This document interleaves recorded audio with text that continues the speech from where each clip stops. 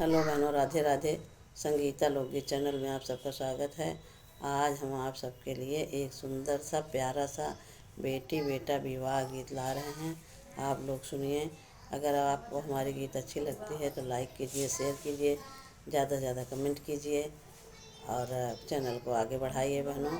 चलो सुनते हैं एक सुंदर सा प्यारा सा विवाह गीत। खोरवन दूध कटोरवन अपचटन बहुआ सिरहनवा के ठाड़ी रे ललनवा। अरे खोरवन दूध कटोरवन अपटन बहुआ सिरहनवा के ठाड़ी रे ललनवा। अरे सीता सिरहनवा के ठाड़ी हो ललनवा। अरे सोई के उठी गई ओई रघुवंशी, सोई के उठे हाँ ओई राजा राम जी। लेह हृदया लगाई रे ललनवा।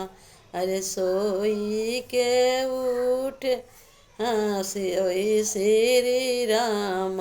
लेह हृदया लगाई रे ललनवा। कैसे जानू धाना कैसे जानू धाना भय भीनु सर।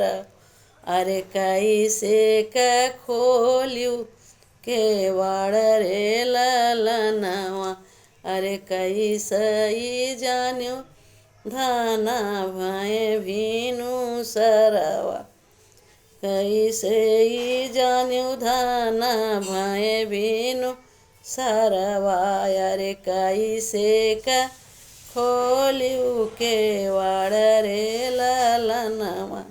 धोबिया जा धोवाई रे न झीन कापड़।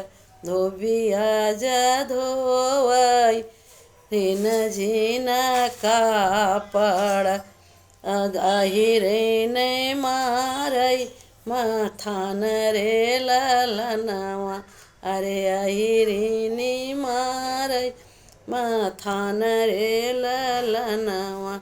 अरे ससुरु का पिजड़ा मैं सुगना बोलतू है। ऐ ससुरु के पिजड़ा मैं सुगना बोलतू है। यही गुण जाने बीनू सार रे ललनवा।